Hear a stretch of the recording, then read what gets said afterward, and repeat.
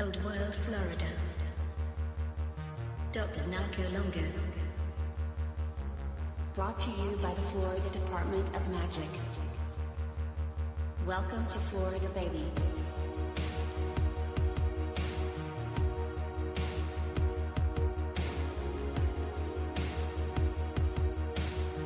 Florida is the original Garden of Eden.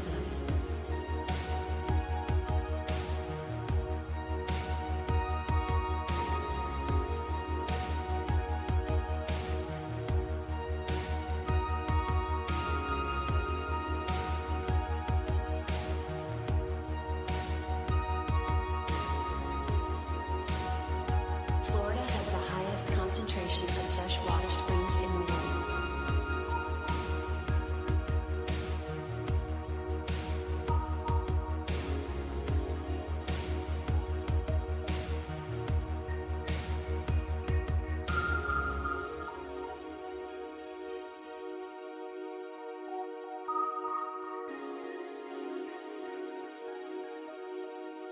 Florida oranges are the golden apples of mythology.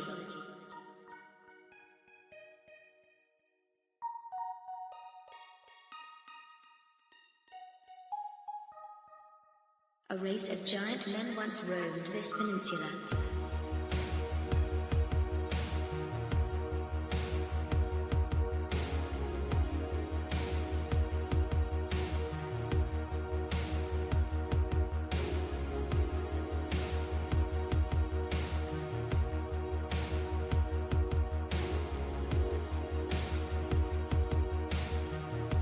The Smithsonian can suck my balls.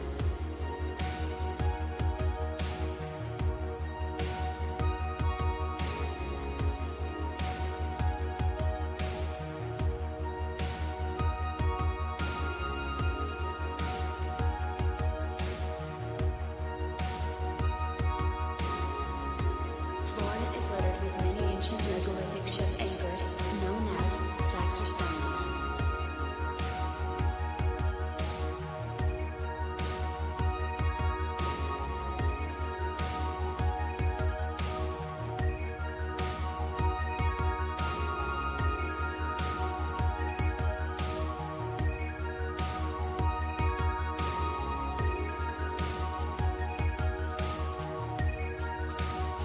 I'm bringing Saxor back.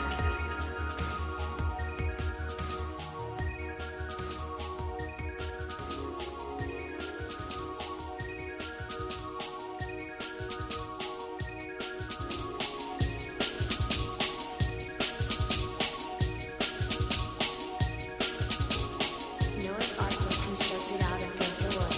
Gopher wood only grows one place in the world, Florida.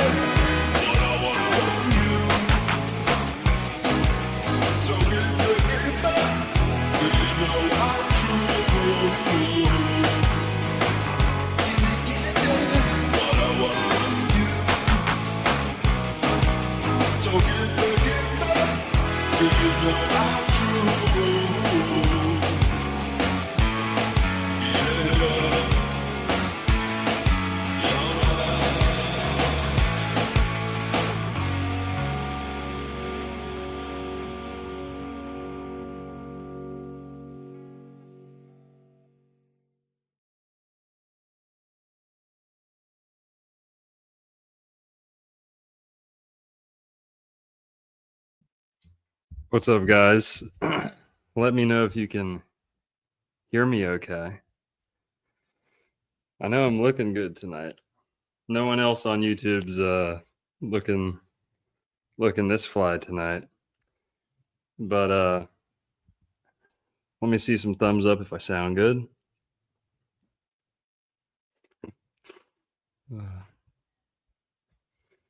What's up? I'll put my headphones on in a sec here. I got sent this as a gift, so shout out to them. They know who they are. Looks pretty good, right? Shriner Fez. Wake up, brothers. All right. Yeah, thumbs up. Looks like we're sounding good. Okay. Just had to show off that for a sec.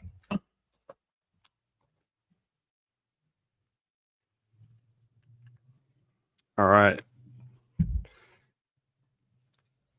I knew you'd be expecting some Miami Vice, so I had to throw a curveball in there. But yeah, we're having some fun tonight, guys. Welcome, everyone. We are diving into Miami Vice tonight. And I love Miami Vice. This is going to be a fun show. It's been coming for a long time. Was holding off on it, but I've got enough to talk about tonight. So, and I've been watching Miami Vice again recently. So, we're going to get into it. And esoteric symbolism, Jesus parallels, Egyptian mythology, Egyptian symbolism, some crazy stuff, some wild stuff, a little bit of background on the show. And yeah, but let's do a little roll call first before we get started. Let me throw on a little music here. Set the tone. Give me a thumbs up if this sounds good.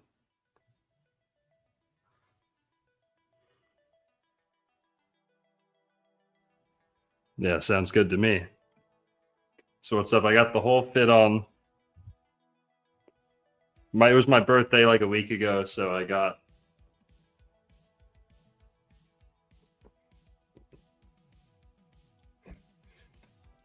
let me see some oranges. Who we got up in here? I'll say what's up to you guys. If you throw some tangerines in the chat. Throw some oranges, some tangerines in the chat. I see, coming in quick. Tiberius, good to see you. Crispy Skates, how's it going? Tom Orlando, what's up? Scribbles, another Sob, good to see you. Let me know if the music level's good before we get started. Old World Micmac, go check him out on Instagram. Mar, good to see you. Longtime supporter. Applemouth, what's up? Vintage Love, good to see you.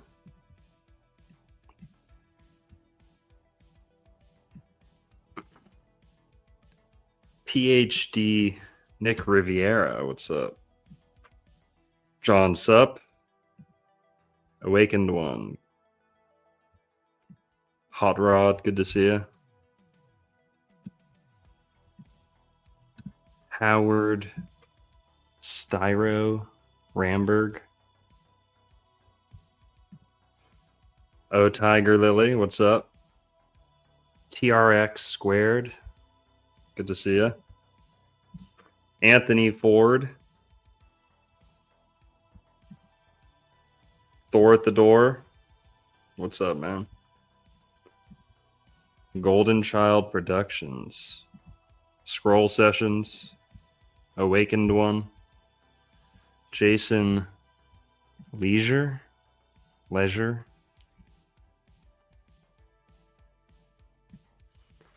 Oscar, what's up? All right. That's enough. First come, first serve. Puzzle Cop, good to see you. Rob TR2D, the $5 says, Longo, need you to do a photo shoot for my white breed dating site. Okay. Weird tie-in to topic. I was high school classmates for all 4 years with Anthony Yurkovich, or Anthony Yurkovich's younger sister. Anthony Yurkovich also worked with Hill Street Blues. Interesting. Thanks for the $5. Sorry if I didn't shout you out. You guys can't hear the music? Music's a little low? All right, let's bring it up. It's loud for me, sorry. This is too loud, let me know.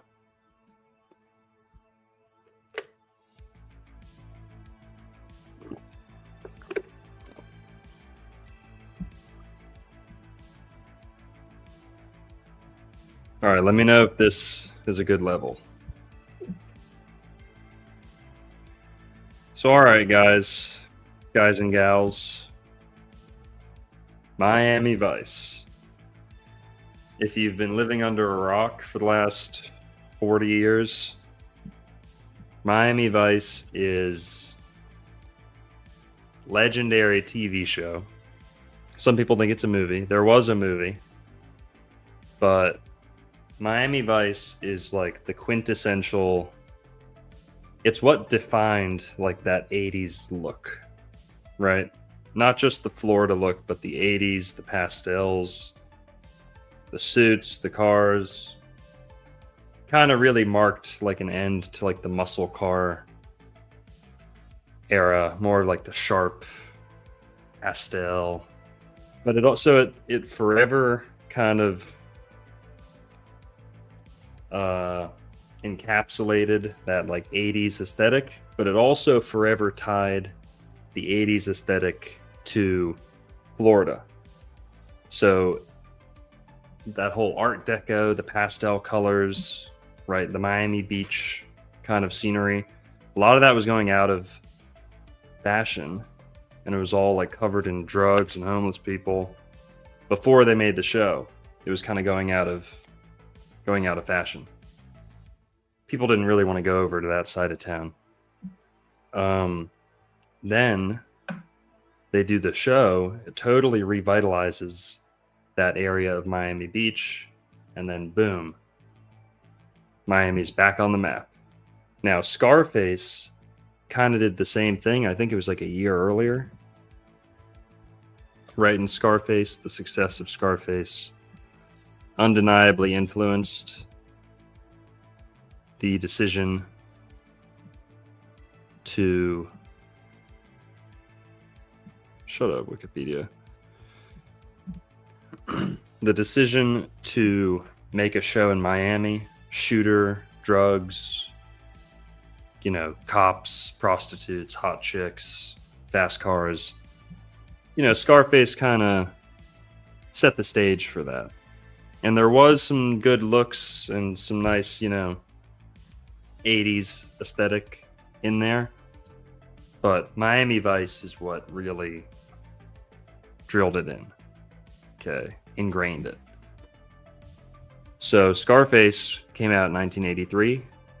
Miami Vice came out in 1984. Now, we've done a whole breakdown on Scarface. We did 2 episodes on Scarface. And they're juicy. Packed full of esoteric symbolism, conspiracy theories, the usual suspects. Okay, some stuff going on with the villains and a certain ethnic group being overrepresented in Scarface, and the director, is upfront about it, Oliver Stone. But Scarface kind of showed, okay, people are hungry or thirsty for this Miami tropical paradise mixed with the underworld, right? And that's something we're going to really key in on here. So what is Miami Vice? Let's go to Miami Vice. American crime drama television series created by Anthony Yerkovich, as that commenter mentioned earlier. Executive produced by Michael Mann. So Michael Mann I'm pretty interested in. He's pretty cool. Now both of these guys are Brazilian, Portuguese, whatever you want to call them. Let's just go check out their... I'm just kidding.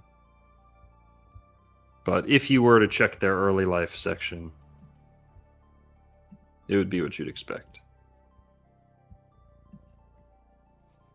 But Michael Mann's cool. He's made some good stuff. Who likes Heat? The movie Heat. Bank robber. Heist movie.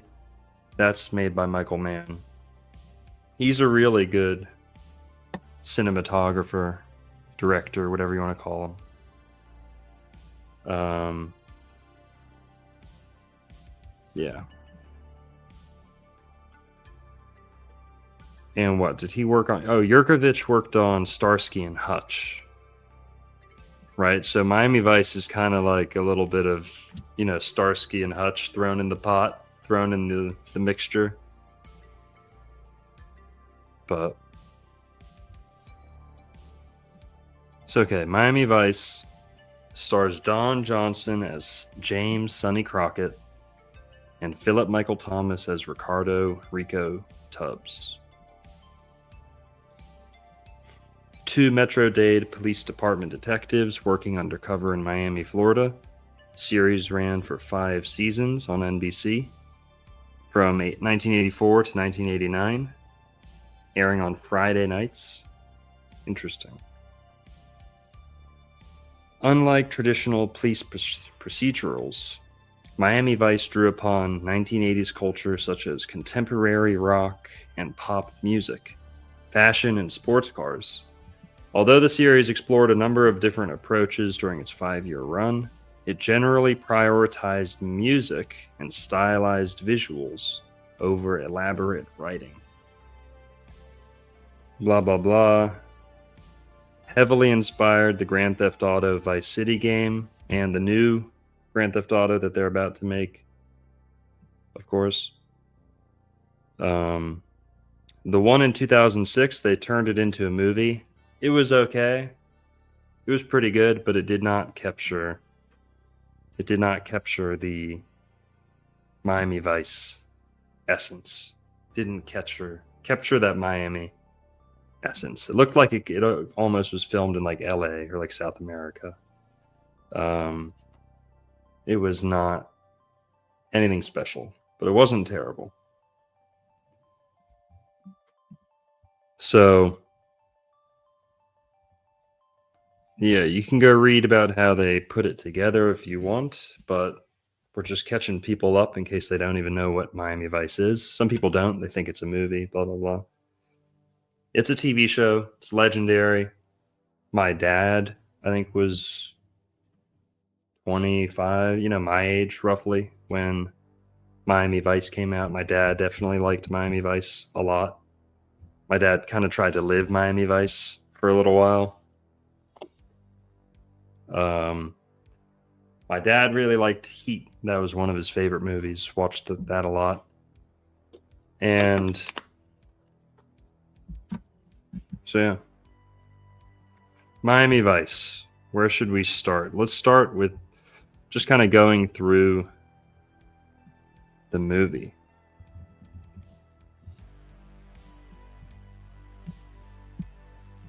It's going to be hella ads. Damn, we might get like a naughty ad or like a dirty ad. I don't know if YouTube will get angry. All these little pop up. All right, one sec.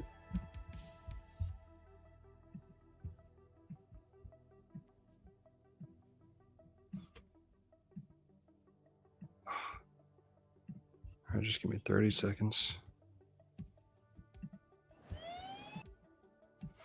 All right, we're in. I'm going to put me in front of it and let's get into it. So it starts off like this. And if you haven't seen Miami Vice, you've got to see the first episode. The first episode's legendary. It's an hour and a half, and it's like a full movie. Even if you never watch anything after that, it's an amazing movie. But there's so much good symbolism in here. Esoteric clues and links and all that. The main one that we're really going to focus on is James Sonny Crockett, the main character, being influenced by, connected to, he's mirroring Jesus Christ in a way. In some ways, he's kind of like contrasting Jesus, but that's the main one we're going to focus on. It's pretty interesting. But yeah, let's flip through it and then we'll just kind of stop at each of the cool little things as they pop up. So it starts out, we're introduced to Ricardo Tubbs. This is the partner, the kind of co-lead, right? This is James Sonny Crockett's partner, named Ricardo Tubbs.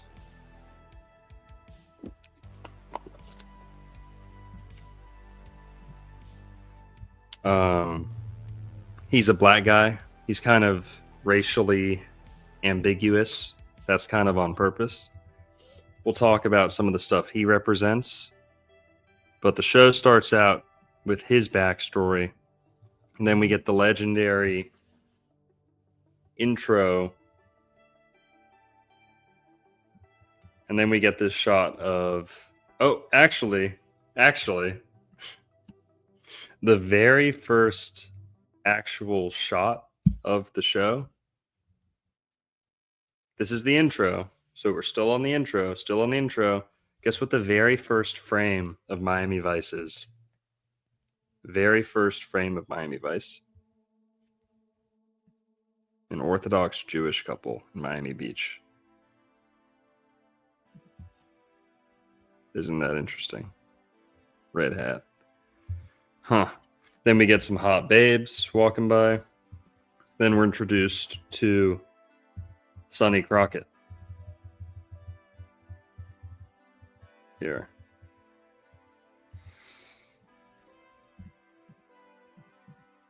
There we go. So that's James Sonny Crockett. James Sonny Crockett, okay? JC are his initials. James Crockett is a undercover Miami Vice agent.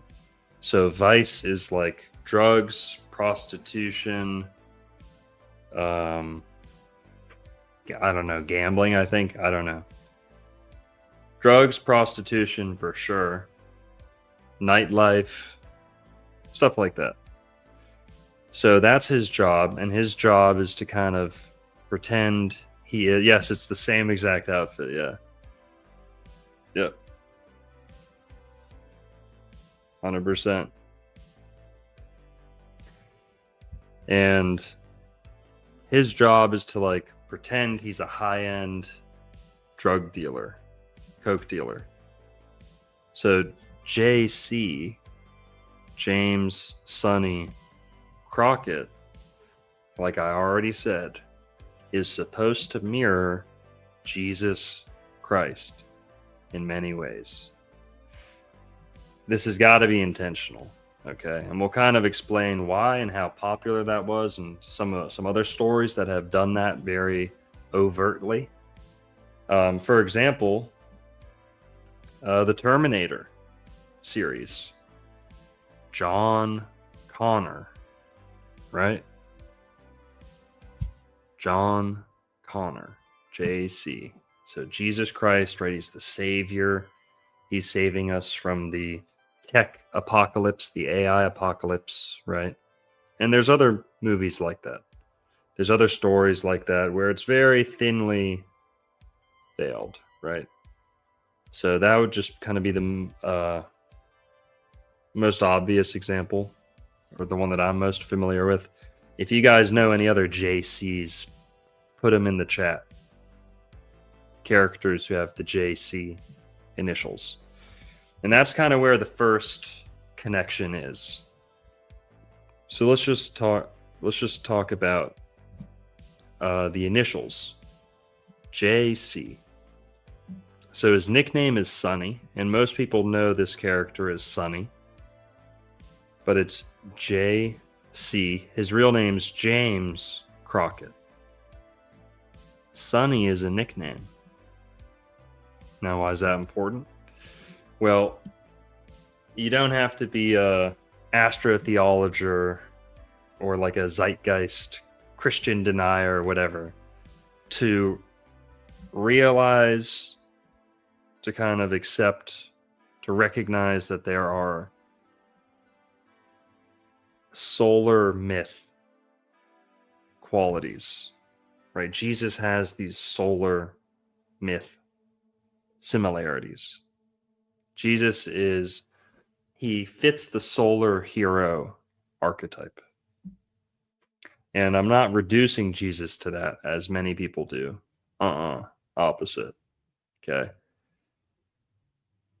I'm saying that all of those previous like sun god archetypes who may or may not have had 12 followers, 12 disciples, 12 Olympians, 12 whatever.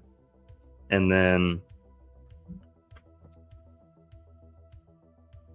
blah, blah, blah. Jesus has a lot to do with the sun, right? And a lot of people like to think like this, but I don't like to go too far because I want everyone to remember Jesus Christ was a real person who lived 2,000 years ago. And no amount of conspiracy theories, retarded conspiracy theories, can undo that or deny that. That being said, let's have some fun with the astrotheology, okay? Shout out to Santos Bonacci, Jordan Maxwell, Bill Donahue, people like that. So Jesus as the sun, or Jesus as Jupiter, okay? Jesus has all these solar attributes. 12 apostles, 12 signs of the zodiac, blah, blah, blah. Birth on the solstice, resurrection around the spring equinox. And, you can say, okay, those dates were attached by Rome or whatever. Okay, that's fine. Maybe the sun myth was attached to Jesus. Whatever the story is, it's there, right? So I'm not going to apologize for it or anything. But basically, for his nickname to be Sunny, it's a undeniable reference to the sun. And at least the people who made this show, they're looking at Jesus as a solar archetype. So you don't have to do that if you don't want to, but recognize that many people do. Mark Farrell gifted 5 Old World Florida memberships. Thanks for that. Appreciate it. John Sup, the $5, says, Longo, love you, bro. Can you do one on the Golden Girls in the future? Is Golden Girls a Florida thing? Maybe. If it is, maybe. So yeah, Jesus is the Son of God. And some would say that's the same as the sun in the sky. Okay. And the sun with his 12 apostles is like the sun and the 12 signs of the zodiac, who moves through the signs of the zodiac and imparts a lesson on each of them, right? Each sign of the zodiac has their own message, their own gospel, you could say. So, and I'm sure there's a ton more that I can't think of. You know, crown of thorns, some people say, is like the sun rays coming out of the crest, the corona of the sun, right? Some people say that.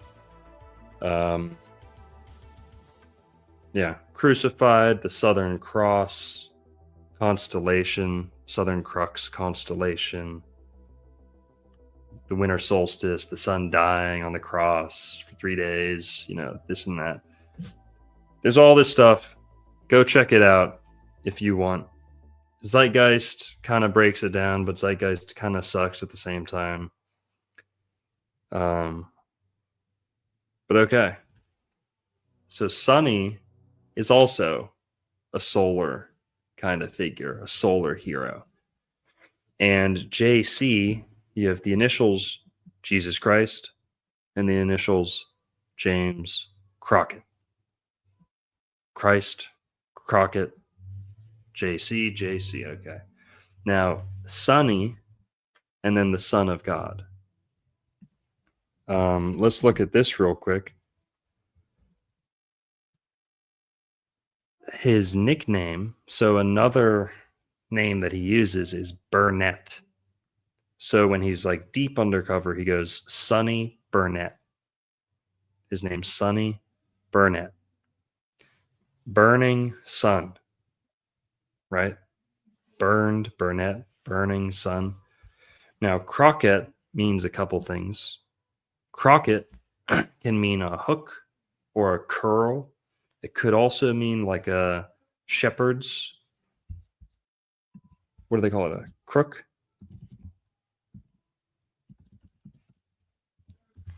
Yeah, shepherd's crook. So Jesus as the shepherd has a crook, and Crockett means like a small hook or a small cane with like a hook on it, a curve on it, something that a shepherd might use, or a small version of that.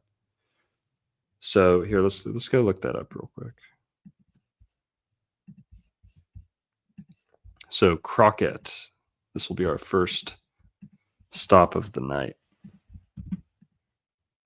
His Crockett, the name, can be linked to a shepherd's crook. It's like a small crook. And Jesus sometimes is depicted with that. Now, who else is often depicted with a crook? Mummies. Mummies.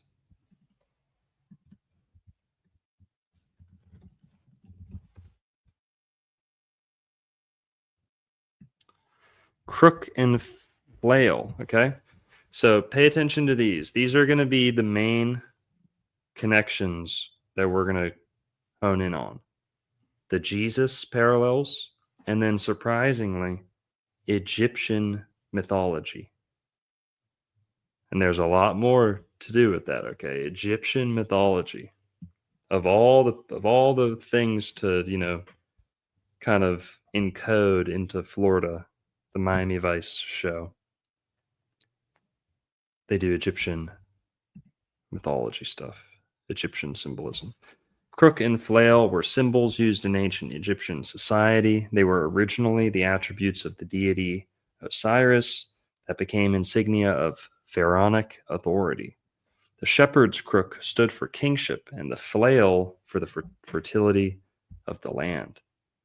Interesting. So you see that, right? There's the crook. So that's the crook, and that's where we get the name Crockett. So it's like saying Sonny the shepherd. The sun, the shepherd, Sonny Burnett. Burning sun. So you've got the initials, you've got his nickname, and then his undercover last name all point to solar symbolism. And that's not that crazy. Most heroes are like a solar archetype or a Jupiterian archetype. King Arthur, there's 12 knights, right? Harry Potter with his lightning bolt on the forehead. The son, the father,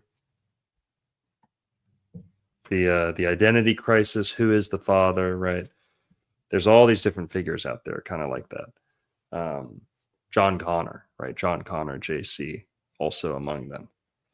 So, Sonny Crockett, his initials, his nickname, his undercover name. That's the big first parallel with Jesus. Now let's talk about what he wears. Okay.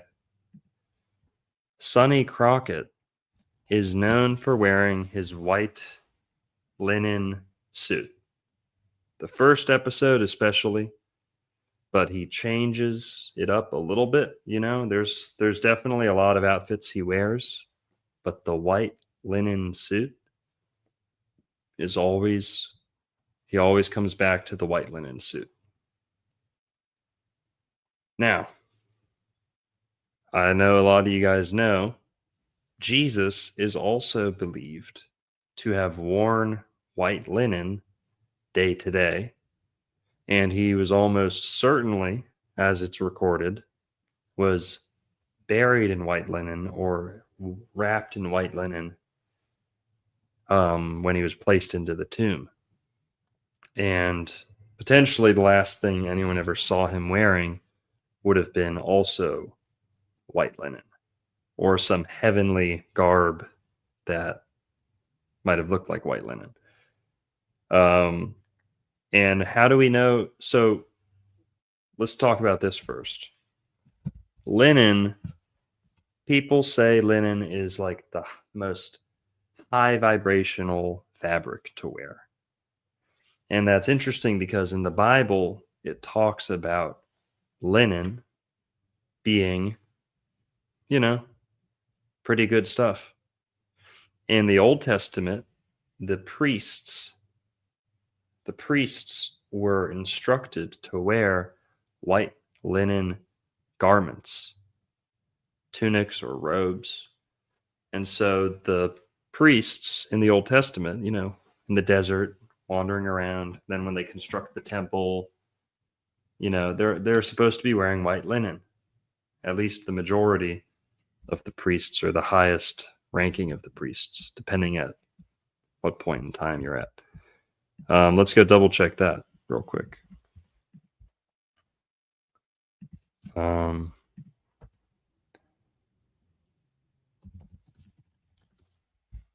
to our...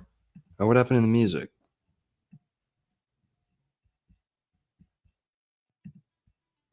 Let's get that music going.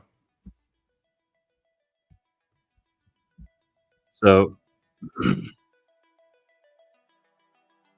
one sec here.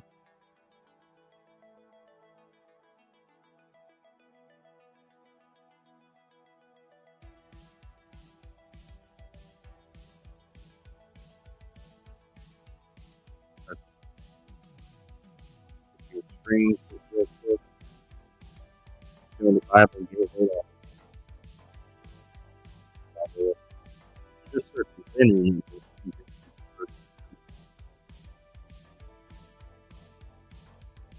Starting Genesis. See descriptions of fine linen. But what gets real interesting is in Exodus, the tabernacle is also made of linen. And then in Exodus, hang on, where does it say? The priests will wear linen.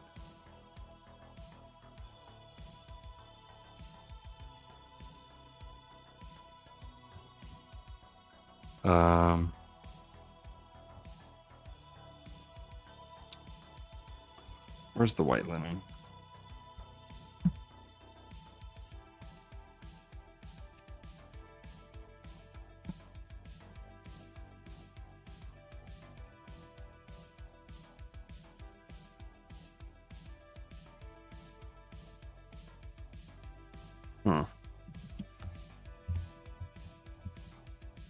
All right, so basically the priests are instructed, I'm just trying to look for it, are instructed to wear white linen robes.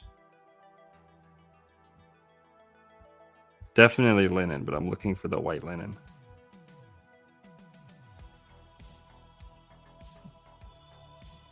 Whatever. Let's just look.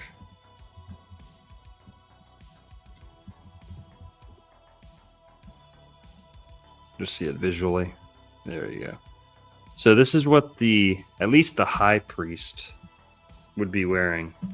I need a refresher on some of those details, but so this is way before Jesus, way before, what you'd call the Pharisees or modern Jewish religion.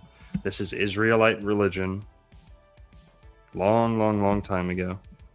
These are essentially Irish people, if you really want to get down to it, but blah, blah, blah, blah. So, yeah, the high priests would have been wearing white linen. High priest in linen robes. High priest in garments of beauty and glory. Right, so always a little bit of white linen involved. And this is how they used to be dressed, at least at some point. So this sets the foundation way back. And if you really want to get down, cool little story here. There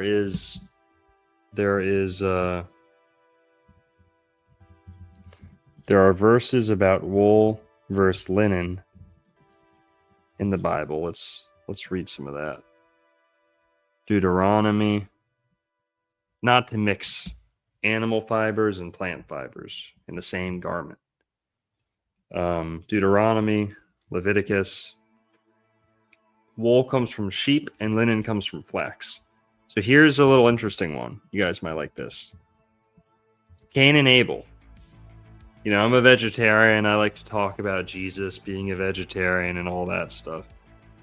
And people always love to bring up this, sacrifice and, Cain and Abel made a sacrifice, because I always say Noah made the first sacrifice. And that's true. According to the Bible. People always mistakenly say Cain and Abel. And they say that's the first sacrifice. Sorry, guys, that's not the first sacrifice. Cain and Abel were both vegetarians. They're both vegetarians.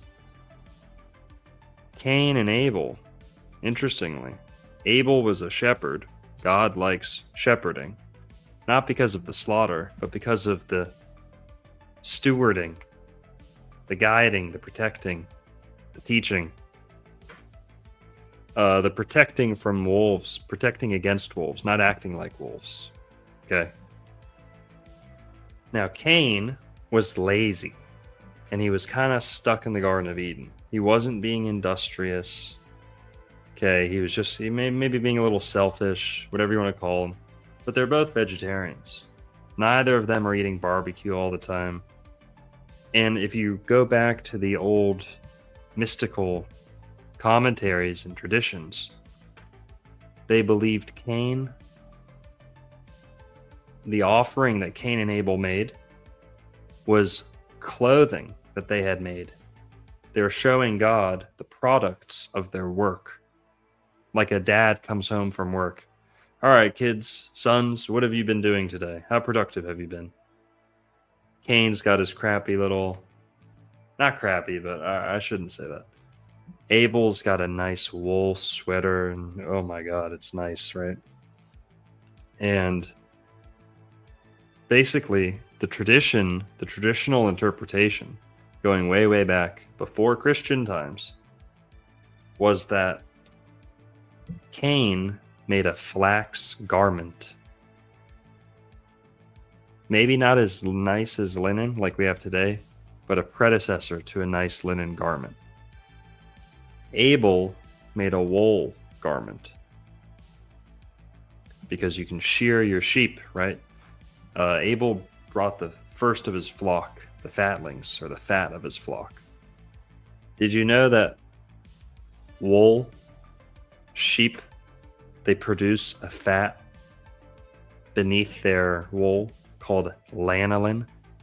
Lanolin. Let's go look that up real quick. So when in the Bible, when it says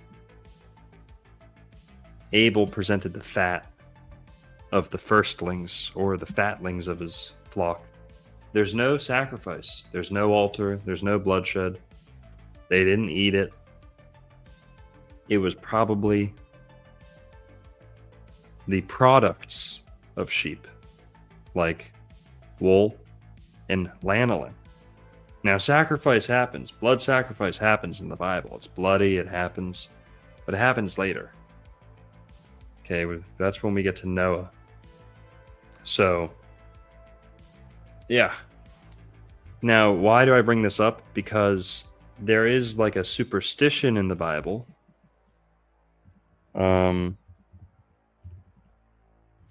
Superstition in the Bible. Let's see if it has its own Wikipedia. No, it doesn't.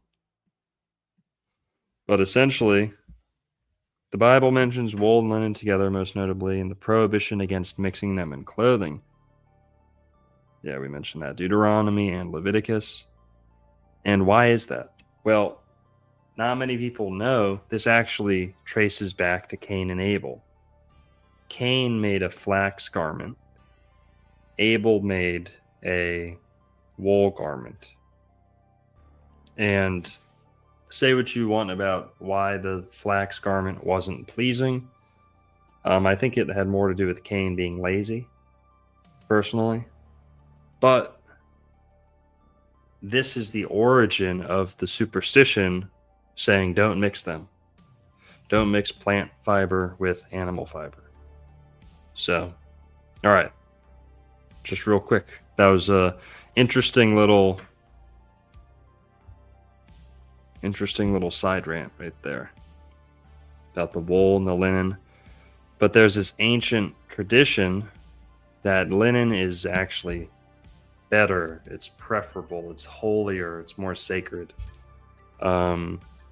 People talk about the light and like the atomic energy of linen, like how that stuff goes over my head, but I'm sure people can put some good links in the chat if they know good material for talking about how linen is like light, like it contains light in the fibers.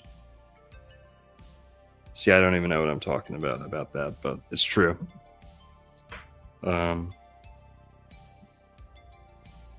So Jesus wears linen, and James Crockett wears a white linen suit. Now, how do we know that Jesus actually wore linen? Well, he was probably dressed in what the priests would be wearing. And even some of the poor people wore linen back then. It was a kind of a mark of purity, wisdom, mindfulness to wear something white and keep it clean all day, So the evidence points towards Jesus wearing white linen day to day. There's ancient, accounts of that, people saying he wore white linen all the time, or at least linen. They wrapped in white linen, or light colored linen. So real quick, we'll get back to first scene of Miami Vice. We notice he's always wearing white linen. Like I said, he changes, but he always comes back to the white linen. Ricardo Tubbs, his sidekick, doesn't ever dress like this. So that's something to notice. People always say Miami Vice, but the style, it's really just Sonny Crockett. Ricardo Tubbs actually dresses 10 years back in time. He's dressed like late 60s, 70s. He's not dressed for the new era. So that's one interesting kind of dichotomy between them. And one's black, one's white, blondish. One's dark-haired, dark-skinned. And so I guess there's a little bit of like alchemical symbolism there, something white and black, just the yin and yang, of course. But so he's wearing linen, right? The priests wore linen. Jesus wore linen probably day to day, and then he was certainly wrapped in it when he died. Now, what else? Linen just represents purity, like I said. So he's entering this dark, dirty world, and his clothes get a little dirty, but it represents this purity, or like saving, rescuing savior, right? He's all clean, pure. And like I said, he's not a perfect Jesus mirror in every way, but this is undeniably part of it. Now, if we go to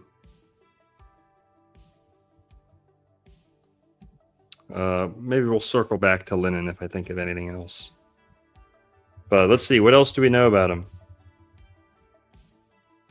And also, Don Johnson talks about how it's very comfortable to dress like that. You can dress like that in like 95-degree heat and still be pretty comfortable. But let's just talk about this real quick, too. Being undercover. Being undercover. Was Jesus not an undercover agent? Was Jesus not also a little bit of like a vice agent? Right, good point. Crime fighter. Yeah. Jesus was undercover in many ways. Number one, depending on your interpretation, he's the Son of God. He's God, you could say God himself, undercover as a human. Son of God, God, whichever way you want to look at it. He's undercover playing the part of a regular human. So that's one level of his undercover mission.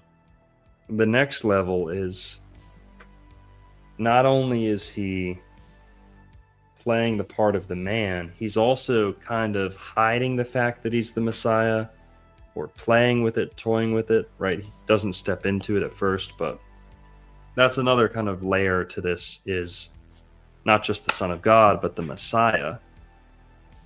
He is essentially hiding that as well, right?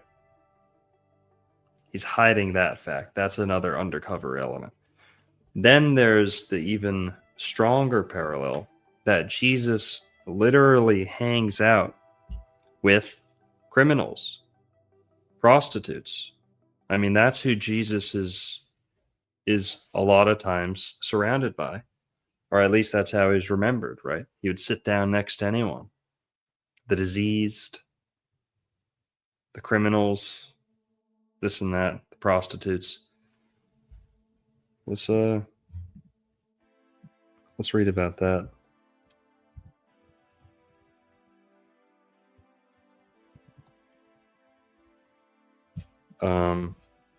Well, we'll get to the prostitutes in a sec. But Jesus is undercover, man. Isn't that interesting?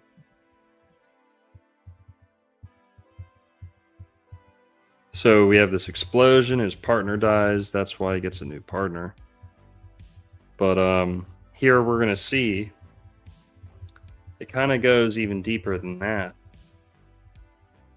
Basically, these are also undercover agents, and they're playing the women partners, or I don't know what you call them, officers, fellow officers that are female. They're a lot of the times playing the part of prostitutes. Now, Sonny, he's got a wife and a kid. We're not going to talk about that too much. That's not a... Well, you know what? Screw it. We'll talk about that. Some people would say that's a Jesus parallel too. Oh. Sorry, just trying to stay limber up here. But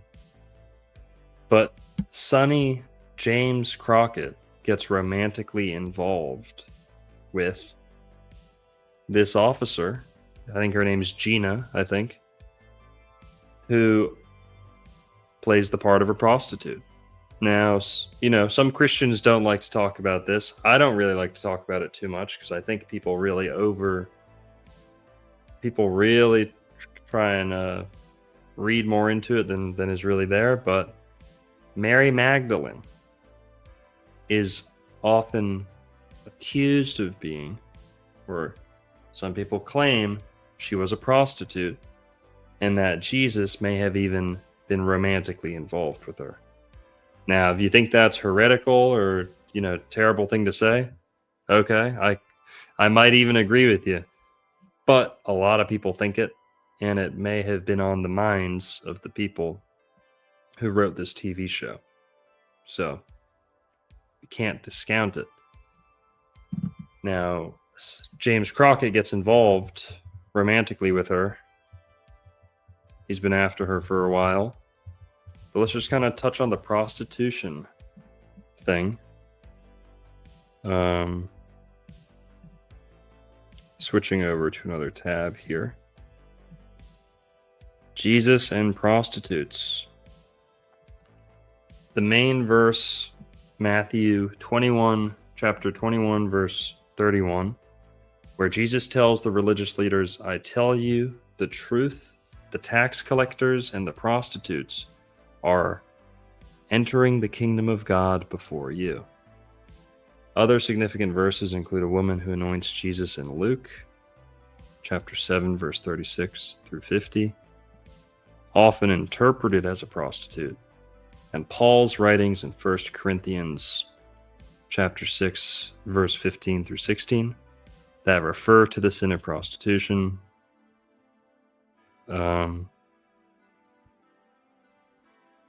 Yeah.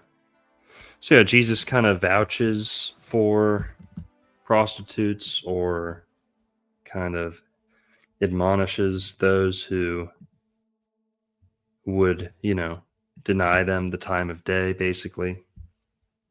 Yeah.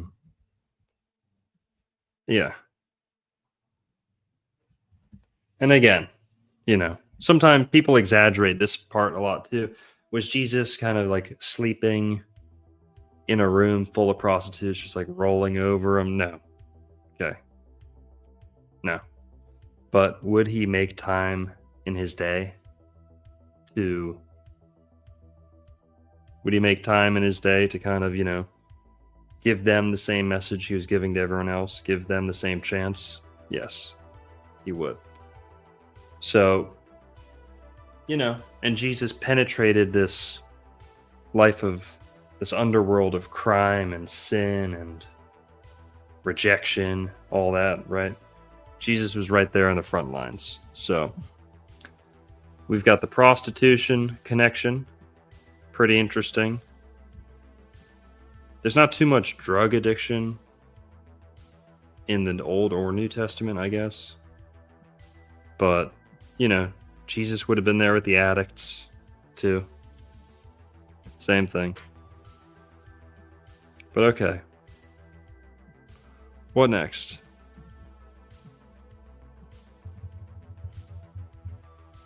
So, moving along. There's his family. They have this informant. There's Ricardo Tubbs. And let's talk about Ricardo real quick. Okay. He's not the main character, right? But he's still a main character. And Ricardo Tubbs, basically, from what I've seen, he is a mercurial character. He might even be Saturn. Okay, so you guys tell me what you think.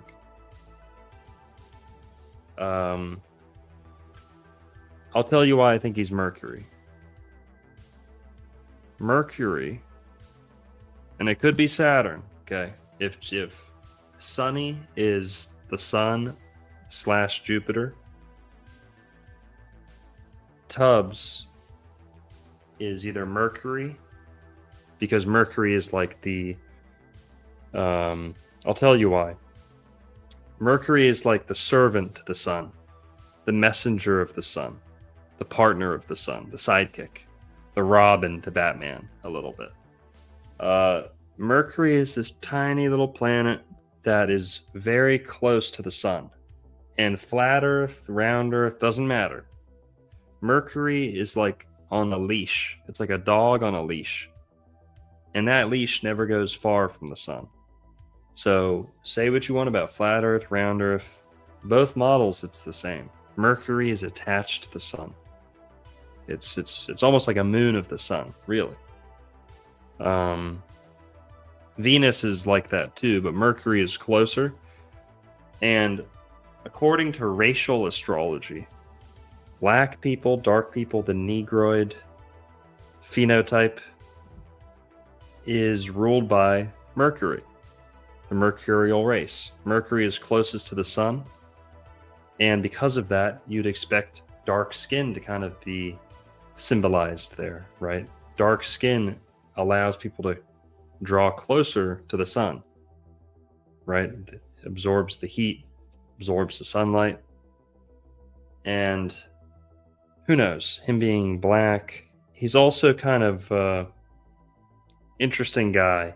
Ricardo Tubbs, the guy who plays him, Philip Michael Thomas, is, I think, like a doctor of philosophy, or he's got some like honorary doctorate, or I don't know, maybe he went through school and did it.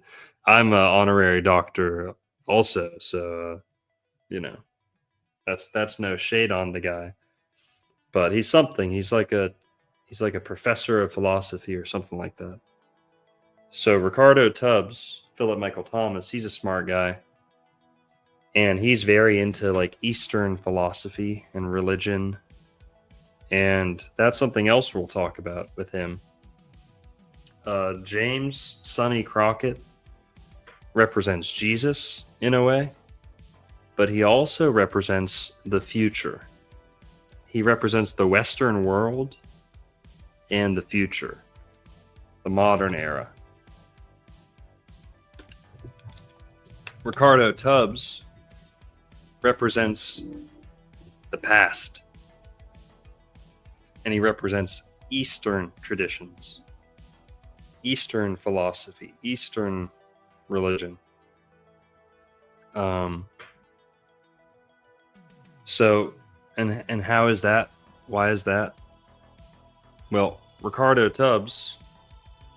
Well, here, let's talk about Mercury and Saturn. We'll get back to that. Why do I think he's mercurial? Well, Mercury is like the sidekick to the sun. Now, what is the argument for him being Saturnian? Well, Saturn is like the opponent of the sun, or like the black sun, right? So Ricardo Tubbs could be the black sun, maybe, if you want to say, like the opposite, total opposite of the sun would be Saturn. But not the moon, but Saturn, right? Especially if you're highlighting the black element.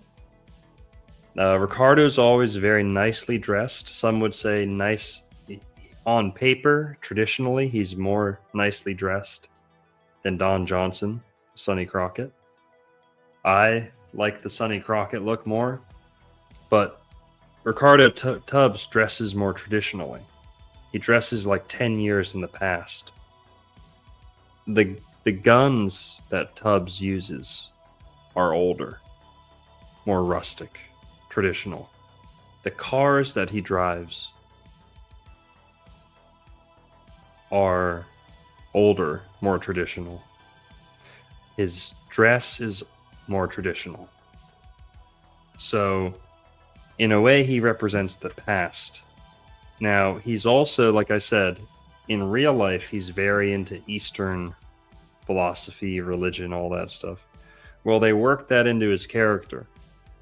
So much so that Philip Michael Thomas, he's a vegetarian in real life, and they worked that into his character.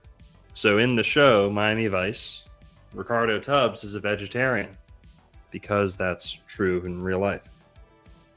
And that, you know, inspired by religion or his spirituality or something. So,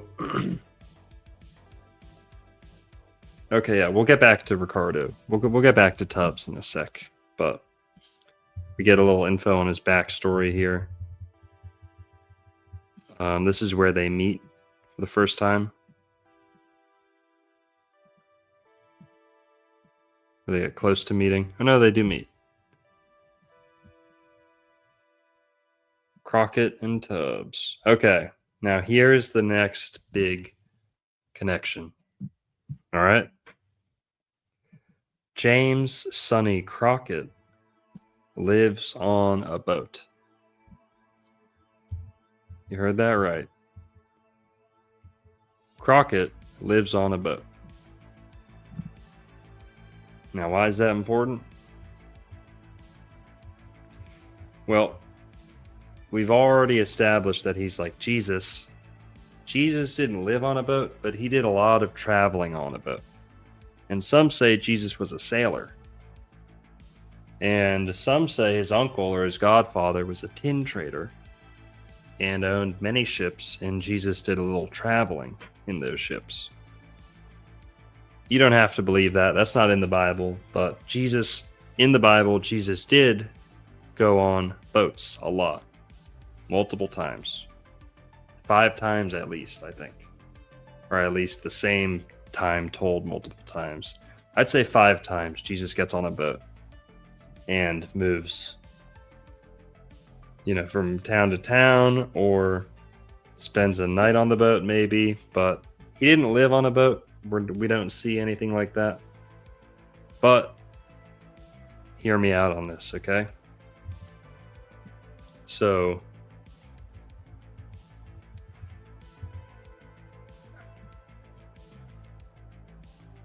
so Jesus goes from town to town on a boat. I'll just show you guys that so we're all on the same page. Matthew chapter 14. Here, I'll show you.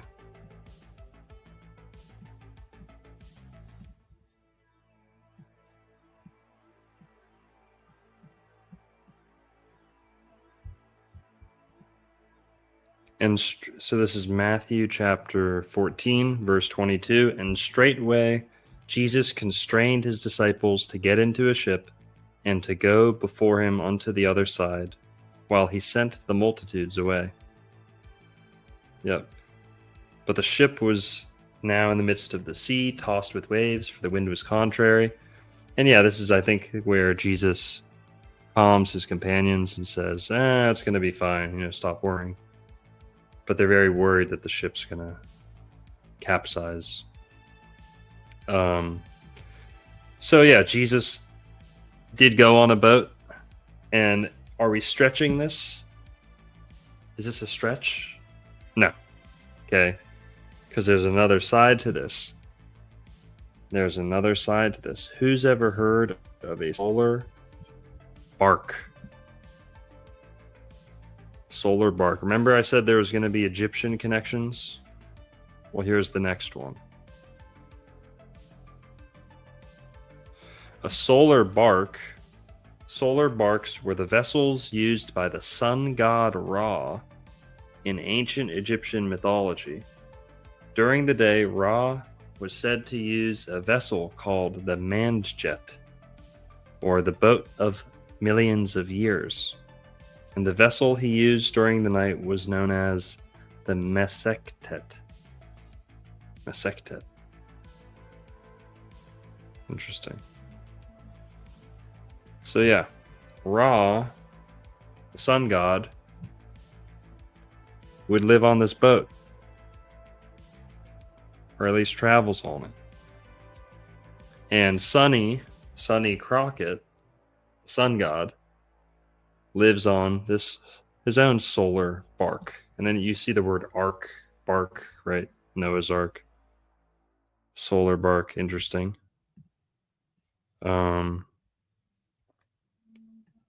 Let's go back to that.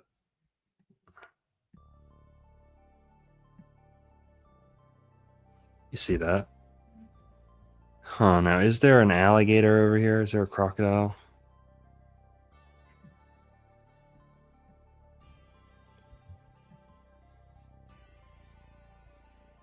I'm gonna search. Let's fool around for a little bit.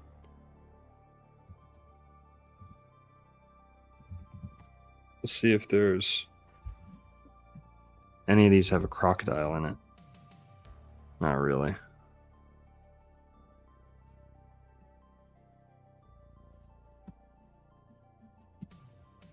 Oh. I'm gonna take these sunglasses off real quick. Oh, I can see the light.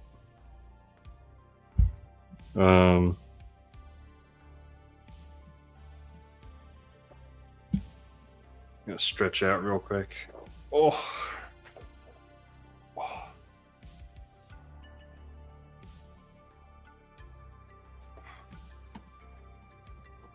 Oh.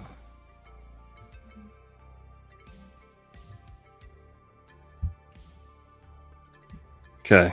All right. Back in it.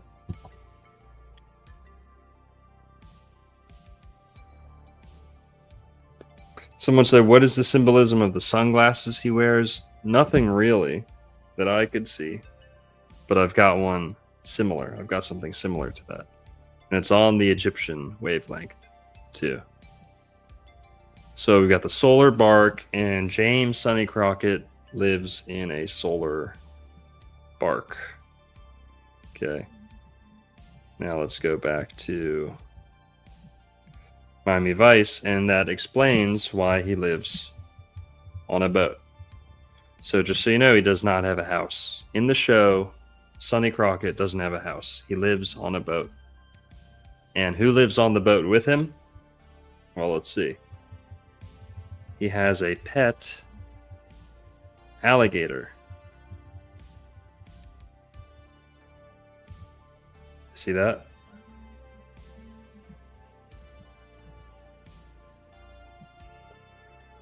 Pet alligator.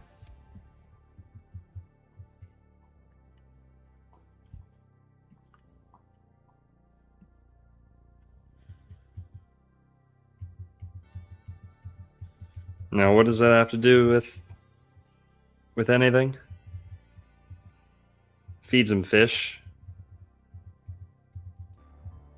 Well, I'll tell you. Jesus what's the word? Doesn't chain up a dragon, I don't think. But he tames the dragon. He tames Satan, tames the devil. What's the word? There's a better word than tame. What's the word?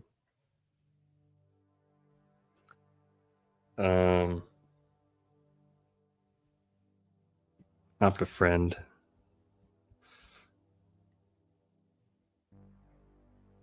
It's like to disarm. Better word than that. Subdue. Subdue. Thank you. Genius. Thank you, Meyer Buttreeks. Subdue. That's the word. Jesus subdues the dragon, or the serpent, or Satan, whatever you want to say. Okay. Now, who does chain up the dragon?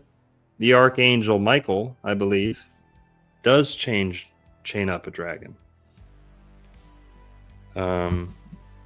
Who chains up the dragon? I think that's in Revelation. Revelation chapter 20.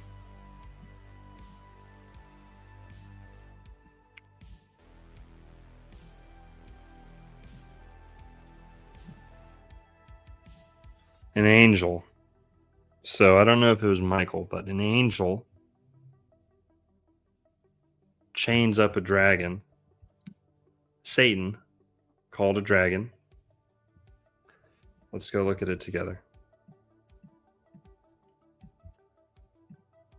Oh, we're going to need this KJV. Yeah, guys. Revelation chapter 20. And I saw an angel come down from heaven, having the key of the bottomless pit and a great chain in his hand. And he laid hold on the dragon, that old serpent, which is the devil, and Satan, and bound him 1,000 years, and cast him into the bottomless pit, and shut him up, and set a seal upon him, that he should deceive the nations no more, till the 1,000 years should be fulfilled. And after that he must be loosed a little season. So there's your little season for the people who like the little season theory. That's where most of that comes from. Jofi is flame. The 420 says, great work, my boy. Appreciate that. So yeah, we've got the dragon being chained in the Bible by an angel. I think it's Michael, maybe identified as Michael later on. I could be wrong. But an angel chains up a dragon.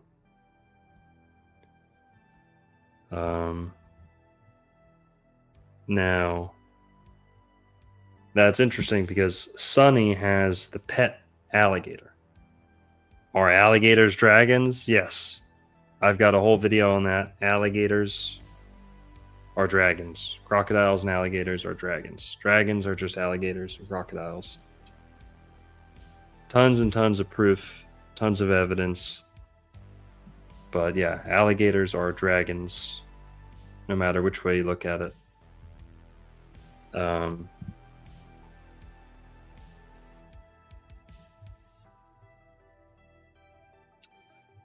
Yeah.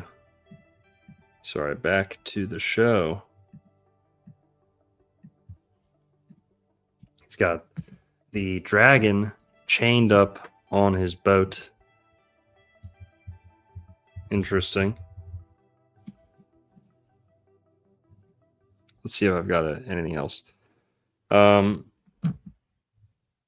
yeah, like the solar bark, the boat allows Crockett and Jesus to glide over the water like the sun. That's another solar thing.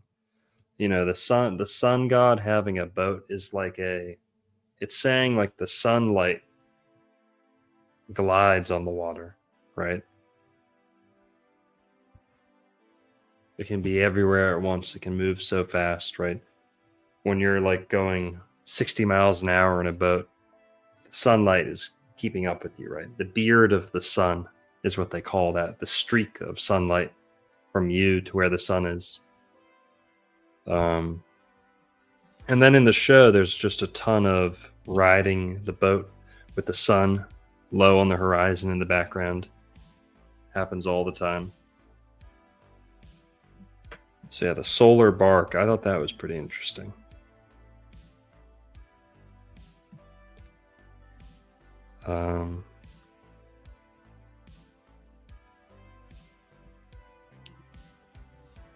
So yeah, let's keep moving through the show. Let's see what we see.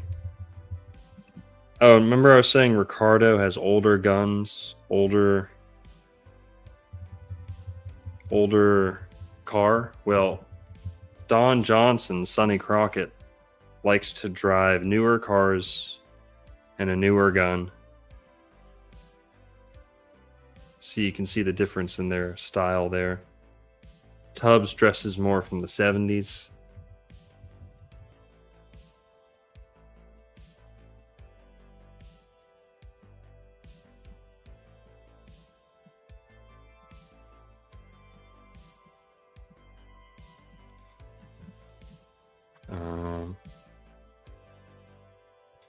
Oh yeah, he hooks up with the prostitute. Let's talk about that real quick. So he hooks up with the female officer. Wee wee wee wee wee wee wee wee. Like a cat. Excuse me. Got a little something in my throat. Don't know what that was.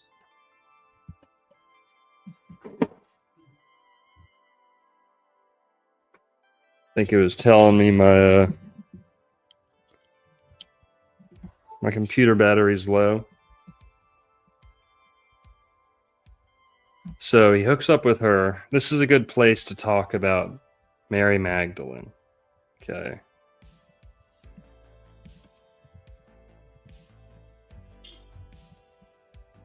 Let's go look at Mary Magdalene.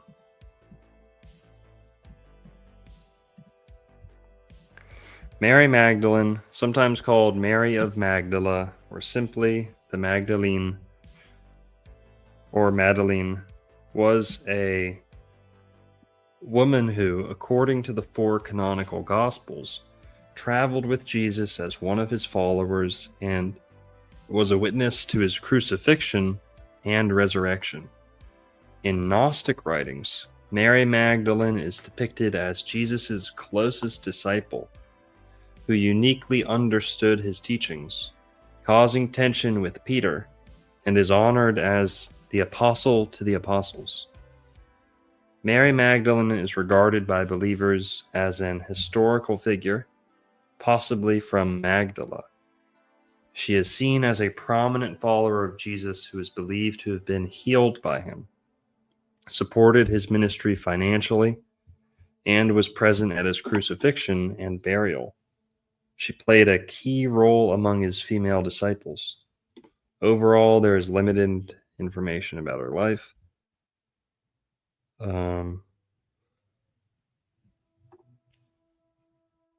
Let's see. Apocryphal early Christian writings often portray Mary Magdalene as a prominent, spiritually insightful figure favored by Jesus, challenging traditional patriarchal norms. Yeah, you go, girl. These texts have inspired modern interpretations of her role. During the patristic era, Mary Magdalene was mentioned only briefly by early church fathers, with her image evolving from a minor gospel figure to being conflated with other women in the Bible. Eventually, she became viewed in Western Christianity, largely due to Pope Gregory I's influential 591 sermon, as a repentant prostitute, despite there being no biblical basis for this portrayal. The Eastern Orthodox Church has always viewed Mary Magdalene as a virtuous myrrh-bearer and, quote, equal to the apostles, distinct from other biblical women. The Roman Catholic Church historically conflated her with the repentant sinner in Luke 7, but later emphasized her role as the first witness to the resurrection and honored her as the apostle to the apostles. Many alleged relics of Mary Magdalene, including her skull, a piece of forehead flesh, a tibia, and her left hand, are preserved in Catholic sites in France and Mount Athos, with notable displays and annual processions honoring them. All right, let's skip to the prostitution claims.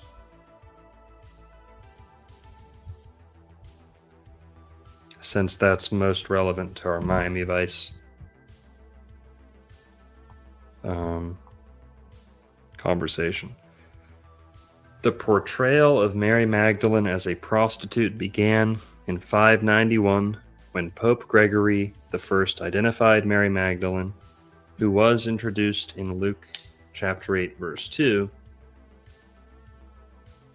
with Mary of Bethany, Luke chapter 10, verse 39, and the unnamed sinful woman who anointed Jesus' feet in Luke chapter 7, verse 36 through 50. Pope Gregory's Easter sermon resulted in a widespread belief that Mary Magdalene was a repentant prostitute or promiscuous woman. Her reputation in Western Christianity as a repentant prostitute or loose woman are not supported by the canonical Gospels, which at no point imply that she had ever been a prostitute or in any way notable for a sinful way of life. Blah, blah, blah, blah, blah, blah. So we don't have to read all that, but you guys get it. So, again, we're not saying this is the truth or anything. We're saying the writers of the show may have been playing on this kind of misconception, making their solar archetype hero figure lay with a woman who, and here's kind of the interesting caveat, he doesn't hook up with a prostitute. He hooks up with a woman who is believed to be a prostitute by others. Unless you're within the Vice unit, you wouldn't know. You know, if you're outside the undercover unit, you'd think she's a prostitute. So maybe there's something to be said about that. But James Crockett does hook up with her in the first episode, and she may or may not be a Mary Magdalene type figure. She is kind of like the third partner to this.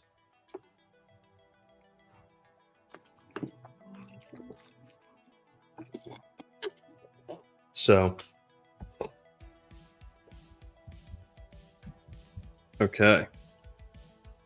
Now, talked about the pet dragon, talked about the clothes.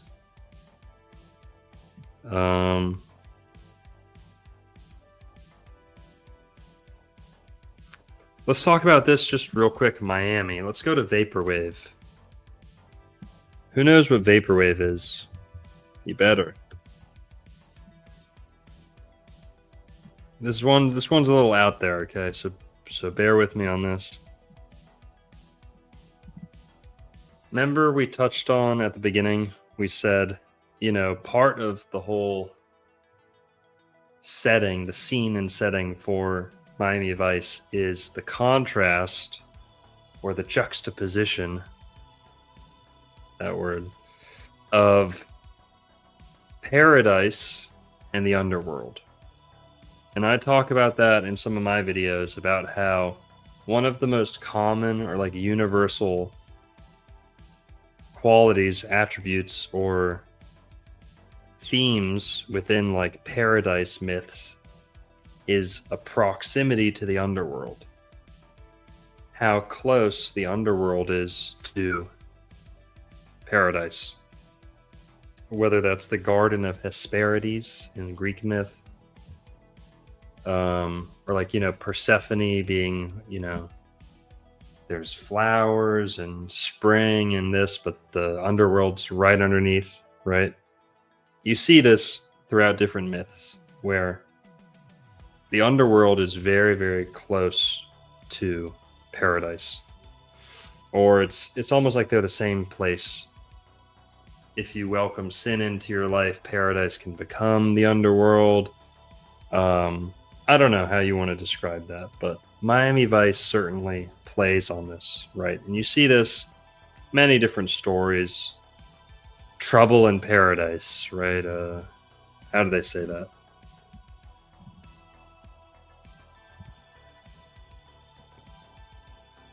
Many different ways of saying that, right? A disturbance in paradise, trouble in paradise. It's just something that is, I guess, deep in our unconscious. There is like a comfort. People recognize this subtropical, tropical environment as paradise, right? Even those who've never lived in tropical places, who've never even been outside of their state. People who've lived in Iowa or Idaho their whole life, never seen the Caribbean, they can just understand why Florida, the Caribbean, it's like paradise, right? So this is where it's going to go a little out there, okay? Vaporwave is a whole aesthetic. It's a music genre, but it's also an aesthetic that basically like took the Miami Vice City like aesthetic and boiled it down into like core components. And what this did was it plays on a nostalgia, but it's an interesting type of nostalgia. It's nostalgia for paradise. Vaporwave, part of it is the Miami Vice, like synth, like the music we've got going right now, synthwave.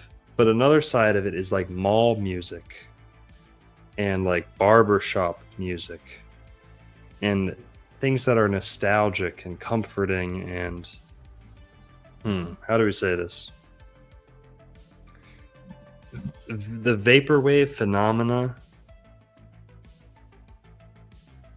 shows that Florida, which could be the Garden of Eden, places like Florida, if not Florida itself, occupies a place in the unconscious, the collective unconscious of every human. And this might tie into the Garden of Eden theory and the Atlantis theory that we all have this ancient memory of Florida. And Vaporwave was like a commercialization of that ancient nostalgia for paradise. Now, what is Vaporwave? For those who don't know, this is not really like Vaporwave. This is more Vaporwave, okay? You see like the Masonic grid, like the digital mapping, right? Like you're programming, you're animating, like there's an animation, like a depth grid, right? An X and a Y axis. I don't know what you should call this, but the grid, the checkers. This is Vaporwave. It's showing like a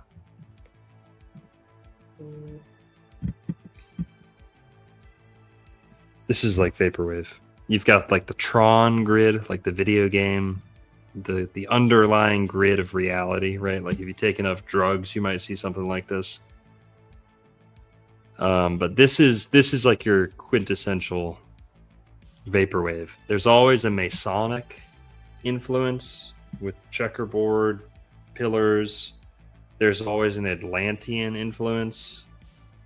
Like, you know, a spin-off genre would be like these underwater dolphin games, like SeaWorld footage, like SeaWorld nostalgia. Yeah, the Matrix is kind of like this too. Like the Matrix just focuses on the digital element, but Vaporwave kind of,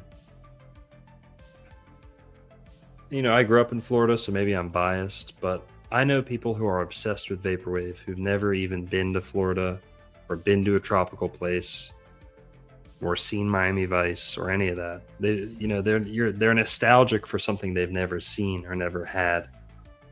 So it doesn't make total sense why vaporwave was so captivating for so many people, me included. And I think that's because it touches on the whole Florida being the Garden of Eden theory. If Florida was the Garden of Eden, if Adam and Eve were poking around in Florida, we may all have a memory of Florida. Now, what does Florida have to do with vaporwave?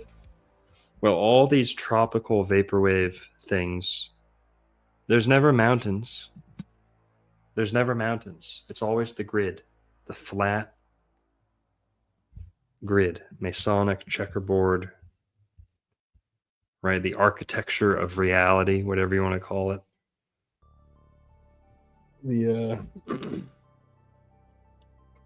The animation of reality, like this. So there's the Greco-Roman Art Deco influence. There's the Masonic, alchemical, whatever influence. There's the Atlantean aquatic influence. And tropical, it looks like Florida. They always look like Florida. It's always flat. There's some mountains. I stand corrected, but it's almost always a flat, tropical, manicured too. That's another thing you could say. It's not like an actual vegetation or habitat. It's like very manicured and landscaped. The vaporwave world is landscaped. Florida is very landscaped. So, all right, say what you want about that. Again, I said that's probably the weakest link, or like weakest part of this, but I just thought it was interesting that the whole vaporwave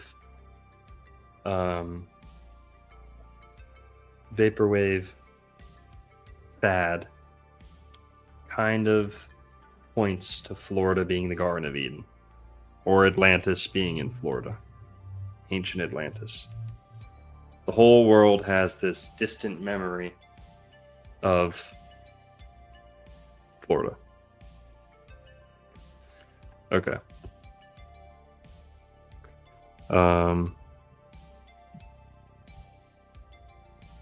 Okay, also, real quick, let's go back to the show.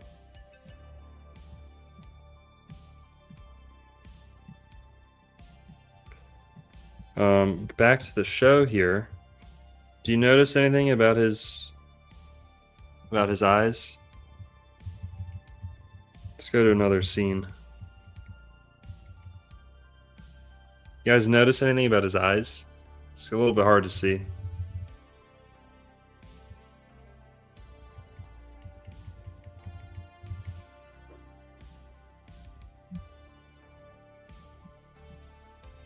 One sec.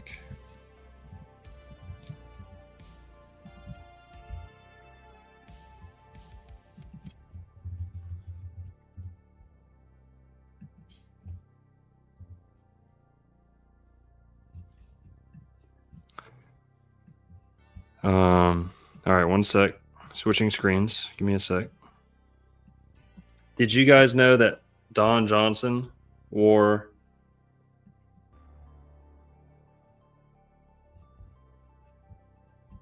eyeliner?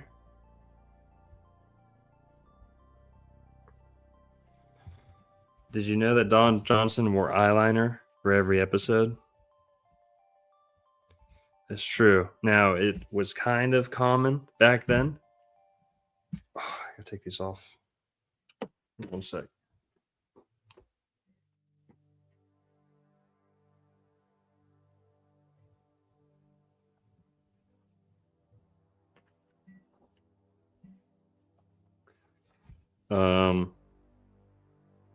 Yeah, so Don Johnson wore eyeliner for like the whole show.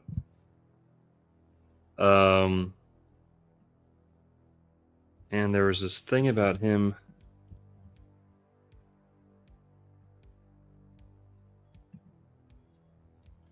He had this story about Cleopatra.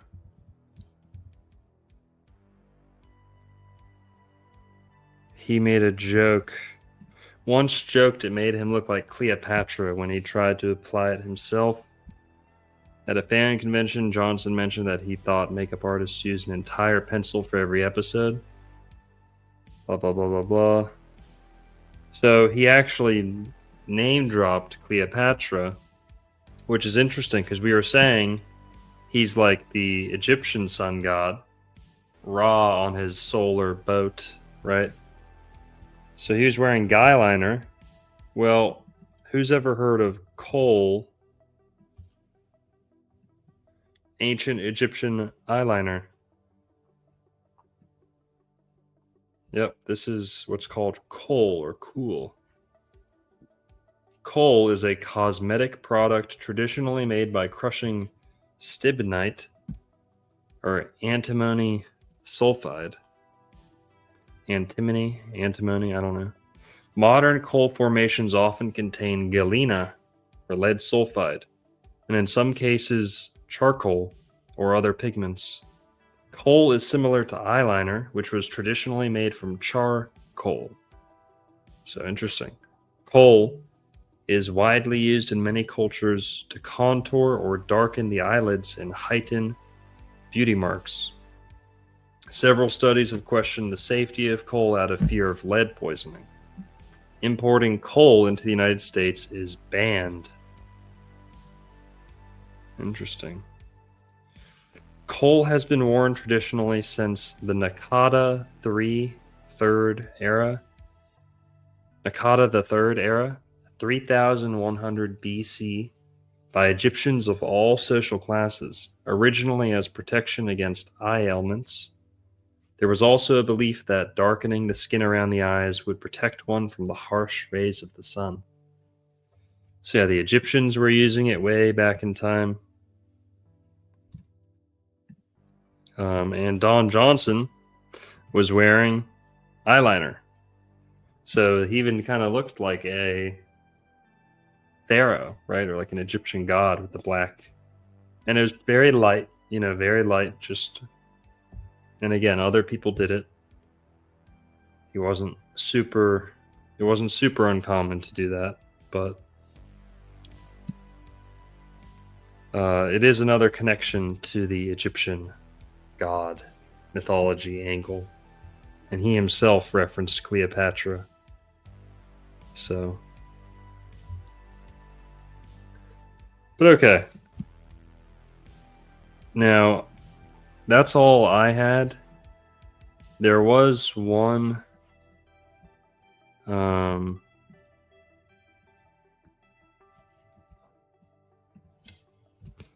There's one more thing that's pretty cool.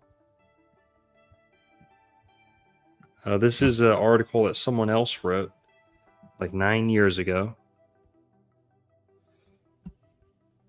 Aaron Cheek from aaroncheek.com. So shout out to him. From January of 2016. He called this The Alchemy of Miami Vice. Miami Vice is an allegorical dramaturgy, I don't know how to say that, in which the protagonists, Sonny Crockett and Ricardo Tubbs, are undercover agents in a hermetic sting operation. Concealed like alchemical chameleons, their role is distinctly mercurial, to move fluidly between the higher and lower worlds, the worlds of virtue and vice. But true to the alchemical imperative, it is only by penetrating to the depths of corruption that they can hope to bring virtue to prevail. Also, that's something I forgot to say. Vice. We talked about vice a little bit. But, vice, Jesus is like Miami virtue, right? People say, oh, when they see me dressed like this, they'll say, oh, you look like Miami Vice. I'm saying, no. Miami virtue. Okay.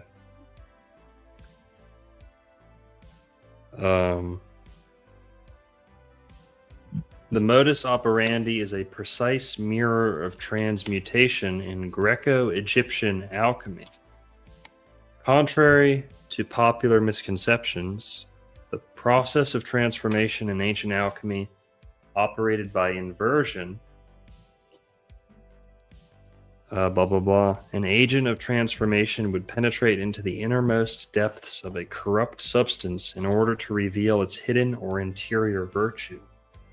It was not a matter of turning one thing into something else, but of revealing the ever-present virtue of a phenomenon from the midst of its vice.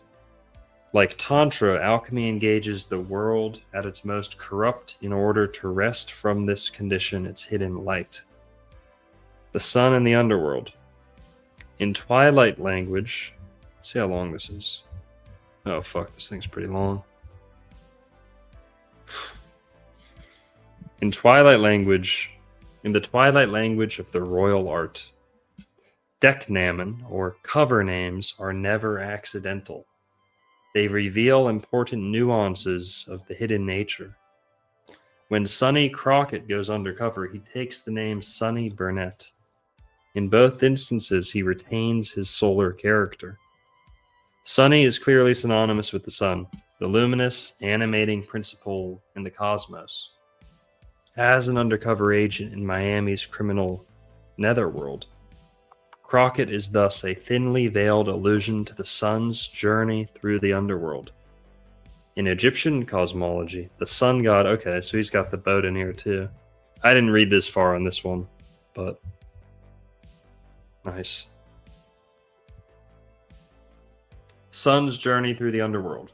In Egyptian cosmology, the sun god sailed through the underworld in his solar bark. Okay, nice. Each night. It was a dangerous journey, however, and the sun had to overcome the forces of chaos and darkness in order to be reborn every morning at dawn. This exact mythology is replicated in the iconography of Miami Vice.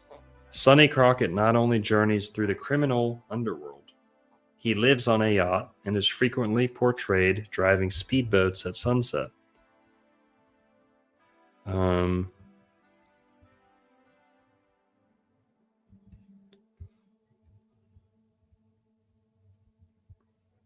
Let's see what else. Oh, white linen. Okay, so he talks about white linen too. Alchemy is inextricably bound to color as an expression of transformation, and one of the most enduring legacies of Miami Vice is its bewildering use of color. Crockett's omnipresent ensemble.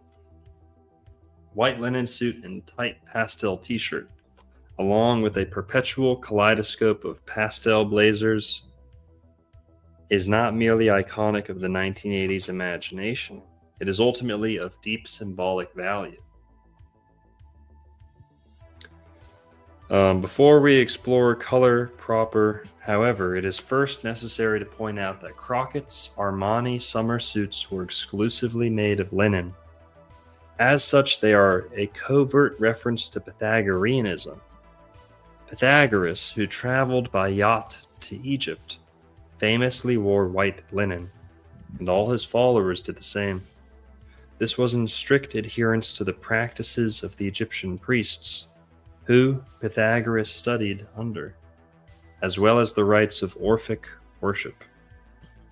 It is thus no surprise to find that the Egyptian and Orphic rites, of which Crockett, like Pythagoras, is a clear initiate, were concerned precisely with the descent into the underworld. Ostensibly solar and Apollonian,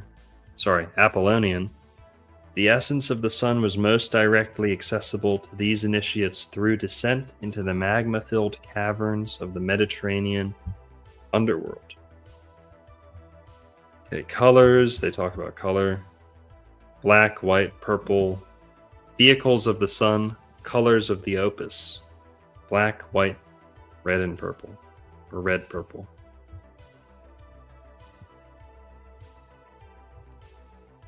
Yeah, you know, drugs being a very alchemical concept. All right, so shout out to Aaron Cheek. We're not going to read that whole thing. But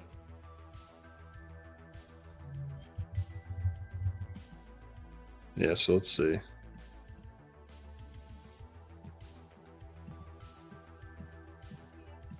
Yeah, so the show is heavily color coded.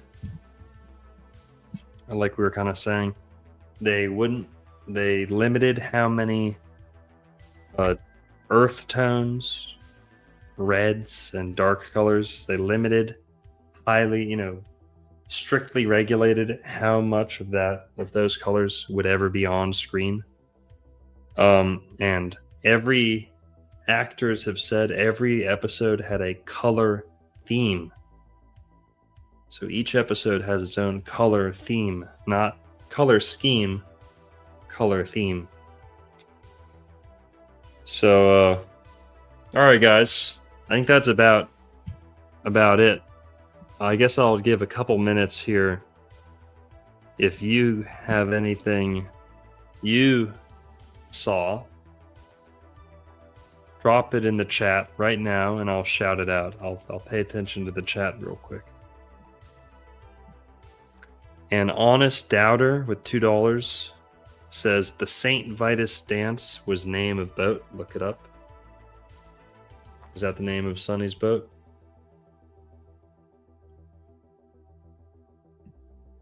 Crockett, cricket. What's the difference between crickets and locusts? Egyptian plague. That's an interesting one.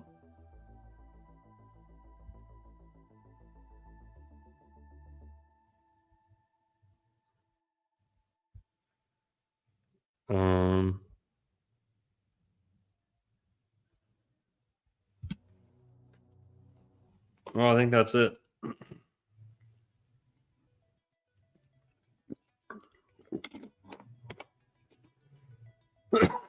I think that's it for me, guys.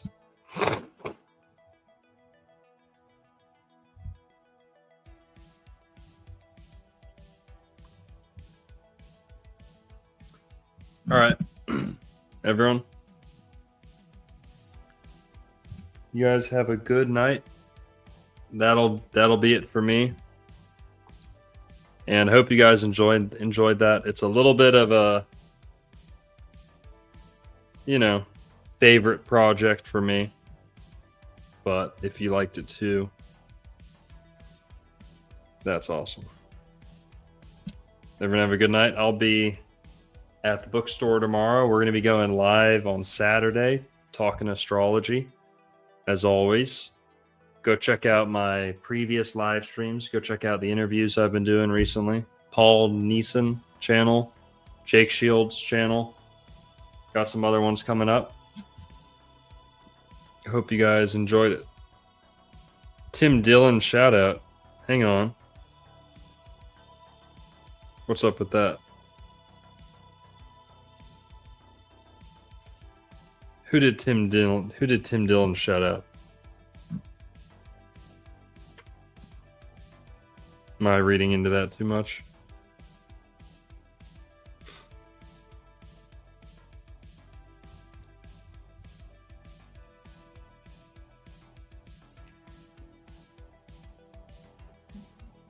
All right, everyone have a good night. Peace. This song is called actually I don't know what it's called. I forgot what it's called, but it's by the band Noticer. Y'all ready? Boom. All right, peace.